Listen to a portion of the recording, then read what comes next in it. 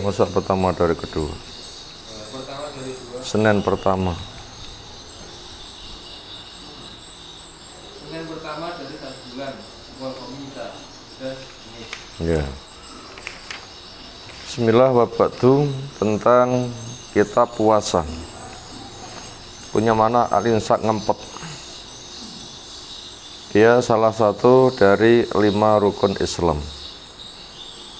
Hukumnya adalah wajib, rukun masalahnya.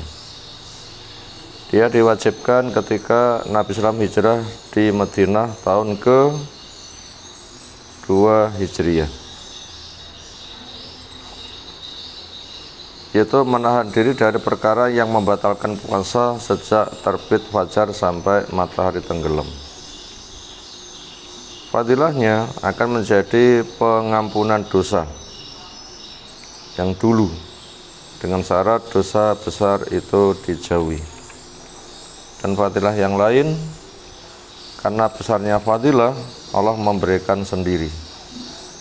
Sebab manusia ngambil sendiri tidak bisa, maka Allah menyimpannya. Walaupun sebagian diansurkan. Apa fadilah puasa yang diansurkan? Lezat ketika berbuka, itu termasuk yang diansurkan. Dampak nyata yang lain di sana ada sehat. Ada fadilah yang lain dengan pintu royan, spesial pintu yang dimasuki ahli puasa. Untuk menetapkan puasa Ramadan dengan ru'yatul hilal, bukan dengan hisab. Karena dalilnya jelas, sumu liru'yati wa firu liru'yatihi wa inugumi alaikum asyahru fa'uddu salasin. Puasa karena ru'yatul hilal, berbuka ru'yatul hilal. Bila dimendungkan Sya'ban, genapkan 30. Ini cara yang sesuai dengan dalil. Orang bikin tanggalan terserah, tapi bukan ketetapan agama. Orang bikin tanggalan terserah, tapi bukan ketetapan agama. Agama pakai dalil, bukan penemuan. Itu dengan memantau hilal, siapa yang melihat lapor kepada pemerintah nanti diumumkan.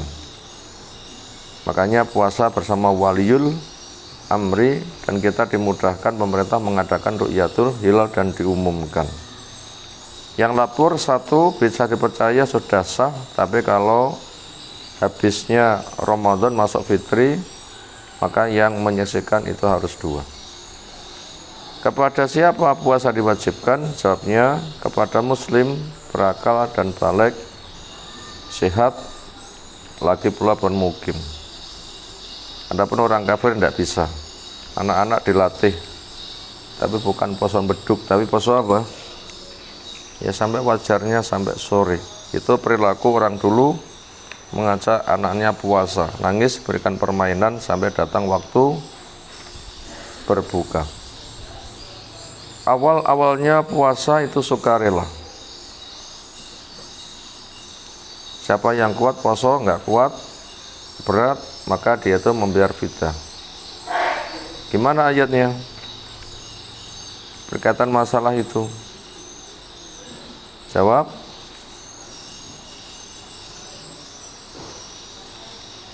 wa 'alal ladzina yutiqunahu.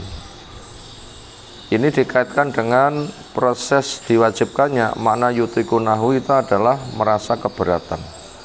Sing enteng puasa, kemudian yang berat boleh berbuka dengan cara bayar fidyah.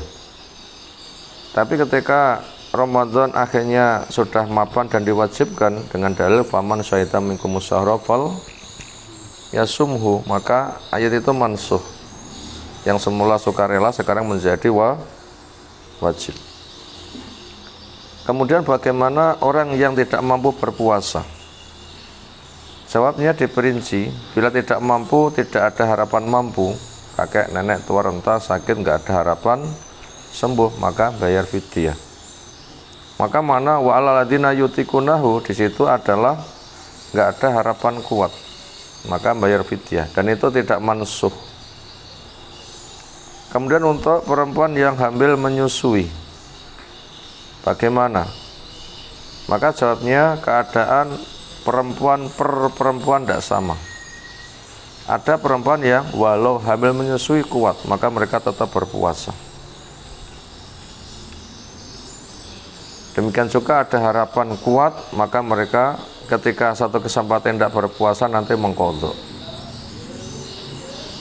Lalu kepada perempuan yang memang tidak ada harapan kuat selama masa subur, karena setiap tahun yang ada hanya hamil dan menyusui, maka mereka bayar fidyah. Dan kepada perempuan yang kuat cuma dipaksa untuk apa? Mokel, maka mereka double. Apa double itu? Bayar puasa juga bayar fidyah. Lalu bagaimana bentuk fidyah? Jawabnya minimal. Apa minimal? Masak besar berdaging, diundang orang 30, disilahkan makan dengan kenyang. Ini yang paling murah meriah. Nanti dikeruskan bahan makan, lalu diserahkan, suruh masak sendiri.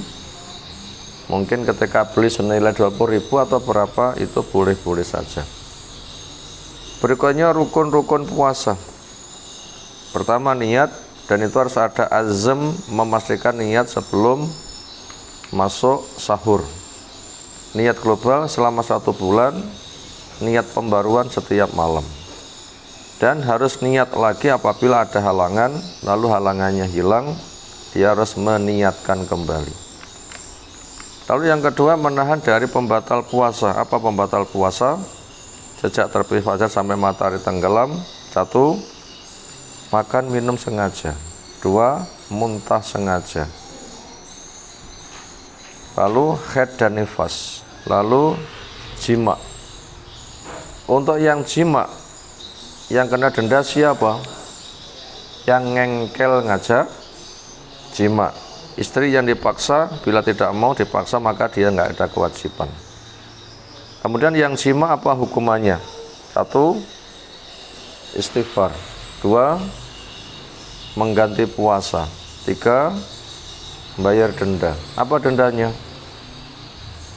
Puasa 2 bulan berturut, atau memberi makan 60 orang miskin, atau memerdekakan budak, itu dendanya. Lalu berikutnya masuk kepada adab-adab puasa. Apa itu? Sahur, dan itu di waktu akhir, tapi belum subuh. Siapa yang sahur belum selesai, kesusul subuh, masih dapat toleransi terus sahur. Apa yang boleh? Minum, makannya tidak. Minumnya saja, bukan makan. Lalu menjaga dari perbuatan sia-sia,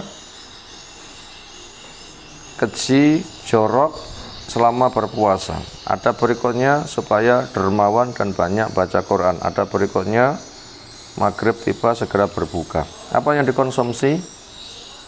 Makanan ringan. Minum atau minum teh atau kurma plus minumannya, atau kolak juga boleh. Yang paling bagus apa? Rutop. Tapi kalau nggak ada yang lainnya. Nanti makan besarnya sesudah sholat maghrib. Kemudian doanya dengan zahabat dzama'u wa batalatul uruku wa sabatal ajru insyaallah. Itu yang mengikuti periwayatan. Adapun doanya doa semata doa boleh. Allahumma laka sumtu wala rizika aftartu taqabbal minni innaka antas samiul alim. Lalu perkara yang dibolehkan buat orang yang berpuasa. 1, mandi untuk menyegarkan badan. 2, berkumur-kumur istinsak asalkan tidak kebablasan. 3, berbekam buat orang yang mampu, sehingga tidak lemah ketika dibekam. Yang keempat, boleh qublah, ciuman atau kecupan, atau mulut dengan mulut, dan mubasyarah, sentuhan kulit atau kelonan, tapi dengan syarat dia tidak terpancing syahwat untuk jima, libidonya tidak terpancing. Walaupun kelonan, kecupan, adiknya tetap tenang tidurnya, sehingga tidak kayak pejuang 45 atau seperti kuda mau lari berut-berut. Kayak ngono ki jangan. Kenapa? Nanti dikhawatirkan ada resiko. Boleh juga masuk subuh mandi junubnya itu belum, mandinya sesudah subuh juga boleh. Andaikan ada yang mau wisol itu pol sampai subuh. Dalam artian sehari ke malam itu makan sekali ketika sahur. Adapun Nabi punya kelebihan wisol karena ada yang memberikan makan dan minum di malam hari. Artinya apa? Artinya bila orang itu semangat beramal soleh, nganti kecanduan, asik, itu lali mangan, lali ngombe, nggak mangan, nggak ngombe, tetap kuat. Maka buat orang yang mampu begitu boleh, tetapi secara umum itu nggak diizinkan. Maka yang distandarkan adalah buat yang wisol, pol, sampai apa? Sahur. Siwak pakai minyak wangi, minyak rambut, celak, obat tetes, obat semprot itu bukan pembatal. Lalu terakhir masuk kepada pembahasan puasa tatawuk. Puasa wajib habis, kemudian memperbanyak puasa dalam rangka ngekeh ketaatan. 6 hari bulan Syawal, nah semoga ke depan bisa semuanya. Lalu pada hari Arafah, buat yang tidak haji, itu sehari pahalanya menghapuskan dosa selama 2 tahun dulu dan akan datang. Kemudian puasa Asyura di bulan Muharram tanggal 10, karena barengi dengan gaya Yahudi maka ada pembeda diiringi dengan puasa tanggal 9. Puasa sunnah berikutnya mayoritas di bulan Muharram, berikutnya mayoritas di bulan Sya'ban. Termasuk bulan Muharram secara sifat mereka yang diberi nilai haram termasuk Rajab, Dzulqa'dah dan Dzulhijjah. Kemudian puasa hari Senin dan Kamis, hari itu amal diangkat. Maka ketika sedang diangkat, perbanyak puasa supaya nilainya baik. Kemudian puasa sehari 1 bulan, harinya boleh bebas buat orang yang memang nggak ada kemampuan tanggal tengah. Tapi siapa yang mampu tanggal tengah, tanggal berapa tanggal tengah itu? 13, 14, 15 itu paling bagus. Kalau nanti pahalanya double, pahala tengah bulan dan pahala puasa 3 hari dalam 1 bulan. Kemudian puasa sehari, puasa selang hari. Apa? Puasa sehari, berbuka sehari. Namanya puasa selang hari. Semisal puasanya Nabi siapa?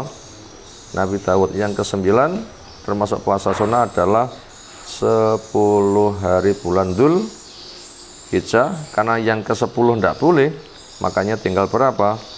9. Itu puasa-puasa yang dianjurkan. Untuk materi berikutnya insyaallah bisa dibaca menyusul. Walhamdulillahirabbil alamin. Ada pertanyaan silakan.